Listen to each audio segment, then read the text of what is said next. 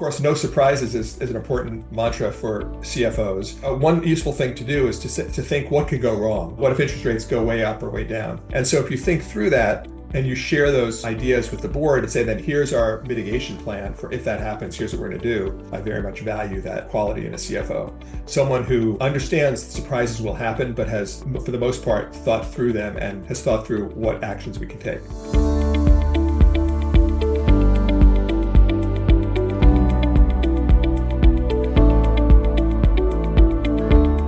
Hello, everyone, and welcome to another episode of MUFG in Conversation, our series where we explore timely topics with key industry leaders shaping the innovation ecosystem. I'm Priya Rajan, Managing Director responsible for the National VC coverage at MUFG's Tech Banking Group. Today, I'm thrilled to be joined by someone whose career has kind of shaped the modern finance leadership, Jeff Epstein. Jeff is a former Executive Vice President and CFO of Oracle, where he helped lead the company through massive scale transformation M&A, and not to mention the 2008 financial crisis.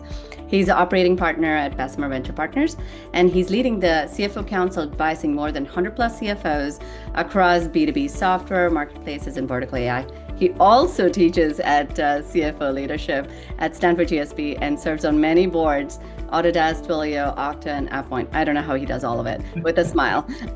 But Jeff, welcome. Incredibly excited to have you here. Priya, it's a pleasure to be part of this program and great to see you. Thank you. Thank you. Jeff, you've had one of the most unique CFO careers in tech, from Oracle to leading like BVP's CFO Council and teaching at Stanford at the same time. For the listeners who may not know the full arc, can you walk us through your journey and like what experiences that has most shaped the leader you are today? Well, I started as an investment banker after business school and I specialized in the media industry. And one of my clients was a publicly held small television programming company called King World that had Wheel of Fortune and Jeopardy and Oprah Winfrey. So a small company with three giant profitable shows. And they had an accounting CFO, and I'm not an accountant, but they wanted a Wall Street CFO. So they hired me as a CFO, even though I had never worked for a CFO, I had never been in a finance department. And they said, Jeff, you'll figure it out. And fortunately, I did. It was probably the optimal first CFO job for anybody because there was no debt. The company was very profitable. There really weren't any big financial issues. The company did very well, tripled in value over the next 6 years. And we ended up selling it to CBS. So that was my first chief financial officer role. And then when the internet came along, I saw that coming from the media industry background, how the internet was going to change media. And I very much wanted to be part of that. And I was lucky enough to get hired by DoubleClick, which was the largest internet advertising technology company. So half media, half technology as the CFO. And this was 3 years after the first internet ad ran. So internet advertising was basically zero. Today, internet advertising is 70% of all global advertising. So over the course of my career over the last 25, 30 years, I've seen the entire revolution in advertising and how that's changed things. And DoubleClick was an extraordinary experience, ultimately sold to Google. As part of Google, now it has the DoubleClick product has a 90% market share. So still a very strong product. And then I went to, when the internet bubble burst and I was trying to think about how do I join a company that's making some money, I joined Nielsen, which was the television ratings company. They had internet ratings, and they had a monopoly in television ratings. So I figured that was a pretty safe place to go for a while. So I was the CFO there, and then ultimately became the CFO of Oracle, which of course is it's a very popular database. We use the word popular at Oracle, and has continued to grow. And of course now Oracle is very much in the news as building these giant data centers and being a major part of the AI data ecosystem. Wow. That's a fascinating journey. And before we dive in, what's like one fun fact, unexpected fact about you that your students or the CFOs that you mentor very closely always love when they hear about it? I love historical fiction. Okay. And there's a book series based on the movie. You might have seen the movie Master and Commander. It's the Mhm. Jack Aubrey, Stephen Maturin series. There's 21 books in the series, and I've read them all. I highly recommend it for anyone who likes historical fiction and military history. Great way to kick off the conversation today. Today's topic is about the modern CFO. Is it an architect, operator, or like the deal maker? Let's begin with what it means to be the modern CFO in today's environment. How do you decide when the CFO should kind of lean in as an operator versus like when they should kind of step back and be the strategic architect? The framework that I found to be very helpful, I learned from Ben Horowitz. And what he said is that any executive, the CEO, the board of directors, has three main jobs: have a great strategy, hire a great team, and execute well. So if you're at a company and you have, and it's plus, plus, plus on all three of those, things are fine. Now, we're rarely in a situation where things are that great. And so the CFO's role is to objectively look at the strategy, objectively look at the team and at the execution, both for the company as a whole, as well as the CFO's department. And wherever there is a gap, if you think, are you exceeding expectations? Are you meeting expectations? Or you're not meeting expectations in one of these areas? And then that's when you need to intervene. When you're coaching the CFOs, how do you recommend them to think about trade-offs between debt and equity? And what's your playbook for building a capital structure that kind of supports growth while keeping the burn, dilution, and the leverage in check? Let's take the debt versus equity first. Here's an interesting question. Why do private equity firms, why can they pay a 30% premium to buy a public company and then run it for several years and then sell it or take it public again and still make a 25% plus IRR? How is that possible? And of course, one part of it is they use leverage. So many public companies and most public tech companies don't have any leverage. In fact, they have very strong cash on the balance sheet. And the question you have to ask is that optimal? Or should public companies learn from the private equity playbook and have some level of leverage? And that would generate a much higher return on equity for the shareholders. So in general, I think that's a very important question to ask about, what's the appropriate amount of leverage for a public company to have? Interestingly, Oracle, when I was there, had $10 billion in debt. I'm sorry, $10 billion in cash and only $1 billion of debt. So big cash position. Today, Oracle has $80 billion of debt, or 90 billion. Actually, last time I looked, $90 billion of debt. So it's four times debt to cash flow, which is a private equity kind of ratio. And the debt will probably increase because it's spending so much money on data centers. Mhm. So what Oracle did is it bought back 40% of its shares. Larry Ellison's personal ownership of Oracle went from 30 to 40% as they shrunk the capital base. And now they're spending tens of billions of dollars a year on capital to build data centers. So Oracle is following this private equity type of playbook, growing while it's using leverage. Most other public companies aren't. The question is, if you're spending $1 million, if it's a small company burning cash, are you getting $1 million of value? And one way to think about it is, well, what's your multiple? Is your revenue multiple these days maybe 5 times as for a mid-sized public company? So if I spend $1 million, am I generating enough extra revenue from that $1 million that beyond what I would have grown if I didn't spend the money? And is that generating a higher equity value for me? And sometimes, and the ratio that we use at Bessemer is a 2-year payback. So typically, if you're able to generate, if you burn $1 million, can you earn that $2 million back in terms of revenue in less than 2 years? If you can, it's worthwhile. If it's more than 2 years, it's probably not worthwhile.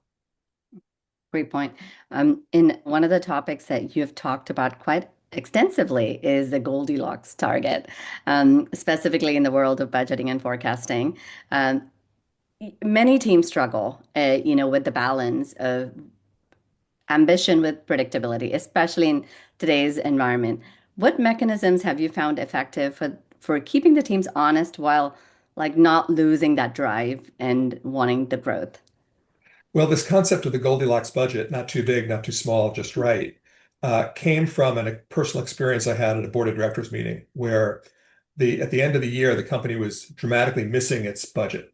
Mm. And the CEO and CFO came in and said, remember, when we created this budget, we said it was an ambitious budget. We didn't think we were going to make it, but we should have it anyway. And one of the board members said, no, that's crazy. Once it became a budget, that's your commitment. You should always meet your commitments and you're failing. And another board member said, no, no, we wanted it to be ambitious. And so the board members started arguing with each other. And it occurred to me that the no one knows the future. So you can't say definitively this is going to happen. It's all a matter of probabilities. So when you set your budget or forecast, do you want it to be an ambitious budget, meaning you're only going to make it, let's say, 30% of the time? Do you want it to be right down the middle where you're going to make your budget 50% of the time? Or do you want it to be conservative, we're going to make it 80 or 90% of the time? And different companies, different years have different philosophies, different board members have different philosophies. And what I've found very helpful, both as a CFO and as a board member, is make those decisions explicit. So when you come up with a budget or a forecast, tell people these numbers I think are a 50-50 forecast or an 80-20 forecast or a 30-70 forecast, whatever it is that what, as a company, is that what we want to do this year? And then people could decide how aggressive or how conservative they want to be. But it's very important in terms of understanding the resource allocation and how do you evaluate the success of a company to understand the probabilities. That's a great point. I spent more than half of my career in the CFO org. And when I look at today's AI tools, I can't help think how much time I would have gotten back from the manual effort that would have saved. All those late night close cycles, reconciliations, and approvals, definitely. I mean, AI is transforming, especially in the world of finance, what's possible. As finance is becoming increasingly autonomous, what's like the next order opportunities that you see emerging? Well, I think in terms of using AI effectively, there's three categories of companies that I've seen. One is just using the general tools like ChatGPT and Gemini and Microsoft Copilot, each individual using it to help them do their day-to-day work. And of course, you need the enterprise license so you can get access to all your data and the data doesn't leak out of the company. But what I find is that it's very helpful for many people, but it's taking something that took you 2 hours and now you can do it in half an hour. So it's saving a small amount of time on many different tasks in this first bucket. The second bucket is existing enterprise software companies that are adopting AI. So, clearly NetSuite is now integrating AI into the product. Google Sheets, if you haven't looked at it lately, Google Sheets has Gemini embedded. So you can just go to Google Sheets and say, give me a list of all 50 states and the state population and the population growth, and it just creates a spreadsheet for you. It is like magic. So highly recommend using Gemini and Google Sheets. I've tried to try that in Excel, and I'm not quite sure Microsoft is quite there, but I'm sure they'll be there soon. And then the third category, which I think is very important, is a whole group of modern finance specialist companies that are built on AI. And they are very high quality. We are investors or involved in a number of them. So one of them is on the procurement side, procure to pay for small to mid-sized companies, Ramp, and now increasingly enterprise companies, Ramp, which is both a credit card and procure to pay software, uses AI embedded. For very large enterprises, there's a company called Globality that helps do large indirect spend. For order to cash, there's a company called Zenscar that does it reads your contracts, it creates your billing, it does your revenue recognition. It's a great tool for up the front of the funnel for order to cash. And then for credit collections, there's a company called Stute, Stuut, and Tesoria, which helps with credit collections. For treasury, there's a company called Nilus, Nilus. So I highly recommend to any CFO to at least get demos of these new modern products to see what you're missing. They may apply to you that you may not be ready for them yet, but they are clearly dramatically improving productivity for CFO teams. On a day-to-day, what AI tool do you use that you can't live without? Well, I use Gemini and I try to use all of them. We've invested in Perplexity, so that Perplexity is my go-to tool. That's mine too. Uh, Where do you think the AI will dramatically change the cadence of finance? If you're thinking about the daily, weekly, or monthly workflows, if they have to prioritize, what should they prioritize first? when I was at Oracle, I had over 6,000 people reporting to me as the CFO. And so you wonder if for a company is completely automated, why do we have all these people? And the answer is there's a lot of manual processes. There's still a lot of Excel spreadsheets sort of not integrated even to Oracle financials or Oracle's budgeting system. And so we used to use, and I highly recommend, a 2x2 matrix prioritization approach, which is make a list of all the different processes you have. And you could say there's sort of 15 big processes. You could get more detailed and say there's 40 or 50 sub processes. And then for every process, you say, how large is it? Is it large or small? And how broken is it? Is it very labor intensive, or people hate it, they're frustrated by it, or it's working pretty well? And if you put, let's say, you have 40 processes and you divide them into these four quadrants, you'll end up with 10 processes that are relatively large, that are relatively broken. And then my thought is you don't have to solve them all tomorrow. Just pick one Yeah. and then say, how can I use modern tools to make that process more effective and efficient? And there's a five-step process that I recommend. The first step is been popularized by Elon Musk, which is eliminate, meaning if you map out the process, why do you do all those steps? Can you just eliminate some of the steps? And what he likes to do is say, what is the name of the person who said that step is required? I want to talk to that person. Sometimes people say, oh, it's a regulation. Well, show me the regulation. So he goes really deep on trying to eliminate the step completely. If you feel you still have to do the step, then the next step is to simplify, then standardize, centralize, and automate. And if you can then do all of those, you simplify, standardize, and centralize, you make the process better. And then at the end, you automate it using modern technology. And you do that process by process. That's essentially why Oracle has 40% profit margins, because we did that quite well over many years. Wow, that's incredible. It's amazing to think of how different the CFO org will look even like a few years from now, going through all of these changes. Talking about teaching and the next generation, you are also shaping through your work the future leaders at Stanford. What are tomorrow's leaders, your students thinking about differently from leaders that you're working today? I think that I went to business school decades ago, and the core thing that they taught me then, which I think we're trying to teach now, is judgment. How do you develop business judgment? You do all the math, you do all the discounted cash flows and the analysis, which are technical tools that you can learn. You learn the accounting and things like that. But at the end of the day, you have to have a point of view about, what are the alternatives you should think about. So there's a creativity part of it. Maybe you can come up with ideas that are people hadn't thought of before in terms of creating new alternatives, and then evaluating the alternatives, comparing with each other. So I think actually that the core of what we teach has not changed at all. I think that the techniques have changed quite a bit. When I was in business school, I literally used paper spreadsheets. This was before Excel, before VisiCalc. I had a piece of paper and a pencil and an eraser, and I would have a calculator and I would write out the numbers. And so that's changed quite a bit. And of course, with AI, things are going to change quite a bit again. But at the end of the day, it's the business judgment. If you can look at many companies that have succeeded because they made terrific decisions on at key times from the company, and other companies have failed because they failed to make those decisions. You've served in some of the most respected public company boards. And what advice would you give CFOs on how they should show up effectively in a boardroom, especially in the moments of uncertainty or a surprise?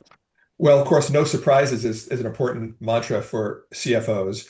And so one useful thing to do is to think what could go wrong, and Mhm. then to share with the board in advance, here's what we're doing, here's things, what the plans are, and here are the kinds of things that go wrong. What if tariffs, if 2 years ago you said, look, it doesn't look like tariffs are going to happen, but maybe if Trump gets elected, there will be tariffs, so we should think through what that impact that is. What if interest rates go way up or way down? And so if you think through that and you share those ideas with the board and say, then here's our mitigation plan for if that happens, here's what we're going to do. If I, as a board member, I very much value that quality in a CFO, someone who understands surprises will happen, but has, for the most part, thought through them and has thought through what actions we can take. That's a great advice. This has been really fun conversation, incredible advice. It's great to see where your vision of where the finance is headed. Really appreciate your time, Jeff, today. Well, it's a pleasure to be here, and I can tell you, it's such an exciting time to be in business or to be a CFO with all these AI tools. It's hard to imagine what the world's going to be like in 5 or 10 years, but I think it's going to be even better than it is today. So It I'm is excited to see what the it is future going to be holds. amazing. Thank you again. Really, really appreciate your time. Thank you. And thank you all for listening to us today. Thank you for joining us in MUFG Conversation.